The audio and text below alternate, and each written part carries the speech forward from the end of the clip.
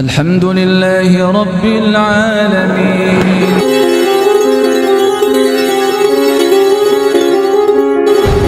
Barokahnya bertanya itu adalah apabila bertanya kepada ahli ilmu, pada orang yang berilmu, kita bertanya satu hal tetapi mendapatkan bonus jawaban banyak hal. Sebagaimana Nabi SAW pernah ditanya oleh para sahabat, "Ya Rasulullah, bagaimana kalau kami wudu dengan air laut?" Satu pertanyaannya, tapi oleh Rasulullah dijawab, "Wa tahurun ma'uhu al-hillu maitatuh."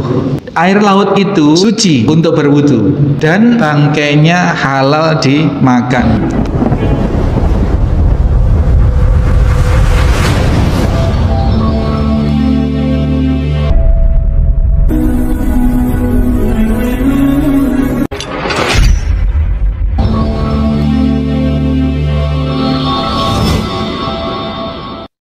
Bismillahirrahmanirrahim.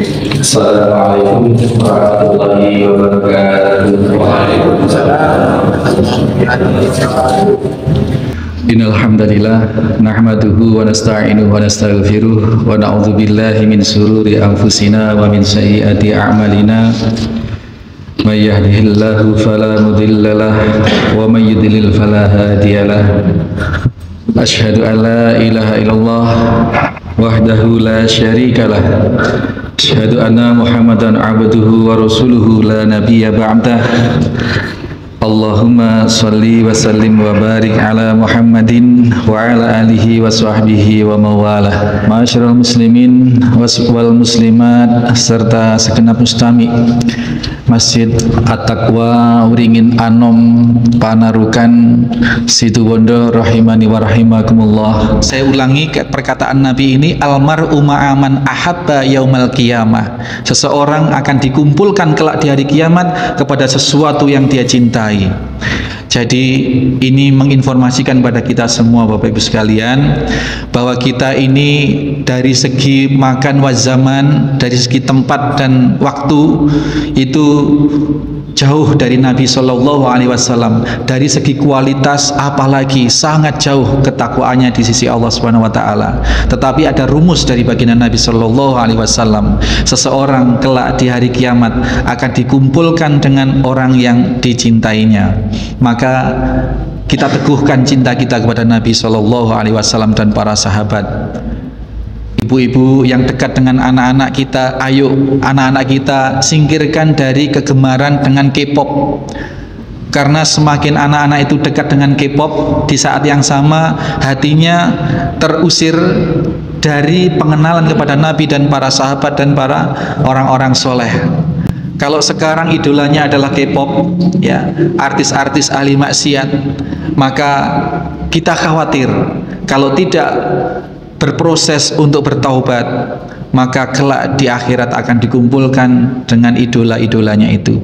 Ayo yang sekarang masih mengidolakan pesepak bola luar negeri yang kafir, mengidolakan orang-orang penyanyi atau artis atau apa yang kafir, ayo kita berproses.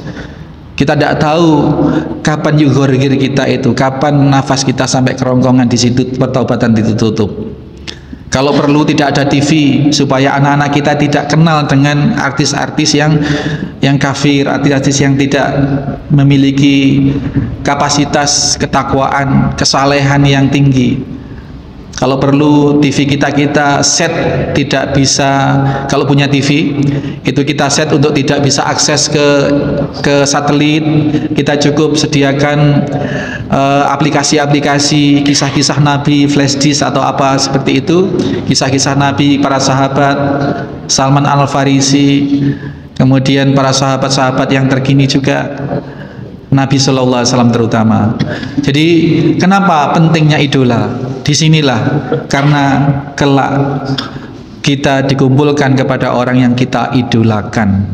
Ini Masya Allah, ini sesuatu yang sangat, sekaligus ini peluang besar bagi kita, bahwa kita kelak pun juga tidak mustahil akan bisa berkumpul dengan Nabi Shallallahu Alaihi Wasallam. Amin Allahumma amin.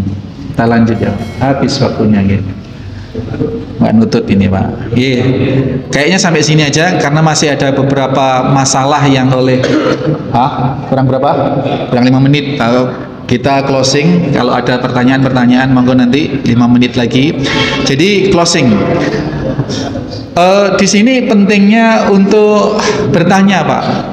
Pentingnya untuk bertanya kepada orang yang lebih ngerti, dan barokahnya bertanya itu, ini karena penutup ya, barokahnya bertanya itu adalah kadang atau sering-sering apabila bertanya kepada ahli ilmu, pada orang yang berilmu, kita bertanya satu hal tetapi mendapatkan bonus jawaban banyak hal. Ya, memperoleh jawaban banyak hal.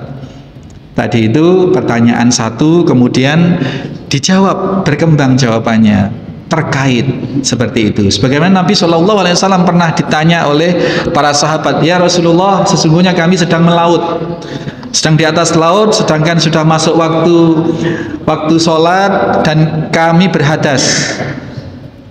Nah, sedangkan perbekalan air yang kami bawa hanya sedikit untuk minum. Bagaimana kalau kami wudu dengan air laut ya Rasulullah?"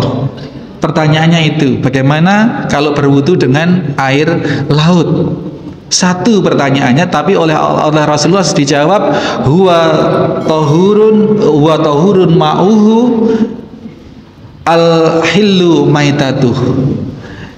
Air laut itu suci untuk berwudu dan bangkainya halal dimakan. Pertanyaannya satu, cuman bertanya tentang air laut bisa untuk wudu apa tidak. Dijawab oleh Rasulullah, itu suci, mensucikan, bisa buat wudu, dan bangkainya pun halal. Ini barokahnya bertanya. Nah, Zir bin Hubais tadi itu bertanya satu hal, dua hal, tapi memiliki informasi jawaban yang sangat banyak, sangat luas, sangat kompleks.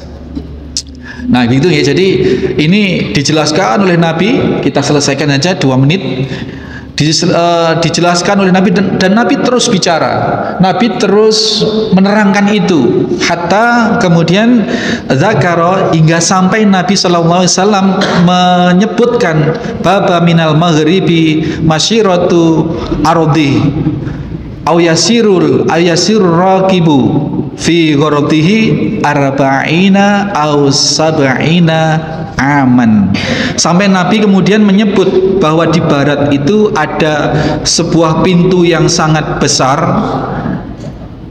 yang gawangannya itu, jarak gawangan dengan gawangannya itu kalau ditempuh dengan perjalanan naik kuda itu 40 hingga, atau ini perawi agak lupa-lupa, 40 atau 70 tahun perjalanan naik kuda. Itu lebarnya pintu, Pak, di arah Sam.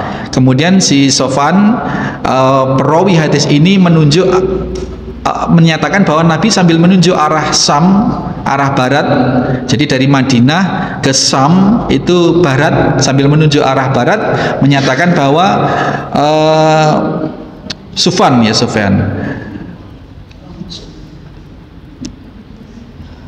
Kibalas Syam, menunjuk ke arah Syam, khalaqahullahu ta'ala yauman khalaqas samawati wal ardh. Pintu itu diciptakan oleh Allah Subhanahu wa taala bersamaan dengan hari di mana langit dan bumi ini diciptakan oleh Allah Subhanahu wa taala. Maftuhan lit taubati, ya. Pintu itu selalu terbuka. Pintu itu selalu terbuka dari sejak diciptakan, yang menciptakannya bareng dengan bumi dan langit itu selalu terbuka, lit taubati la yughlaqu.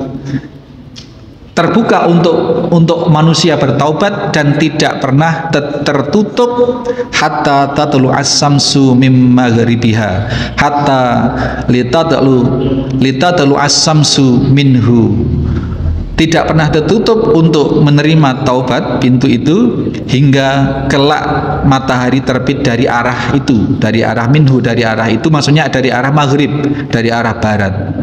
Rawahu Tirmidzi wa ghairuhu wa qala haditsun hasan sahih. Jadi hadis ini hasan sahih, dan ini real dari baginda Nabi sallallahu alaihi wasallam sebagaimana yang diceritakan oleh Zir bin Hubais, adegan pertemuannya dengan Sofan bin Asal, bahwasanya Nabi pernah mengurai banyak hal dan itu disampaikan kepada Zir, dan Zir mengisahkan itu. ya mengisahkan itu dan sampailah kepada kita pagi hari ini. Mudah-mudahan kita memperoleh banyak pelajaran dari ini semua. Semoga barokah. Subhanakallahumma wa bihamdika asyhadu alla ilaha illa anta astaghfiruka wa atubu ilaik. Assalamualaikum warahmatullahi wabarakatuh.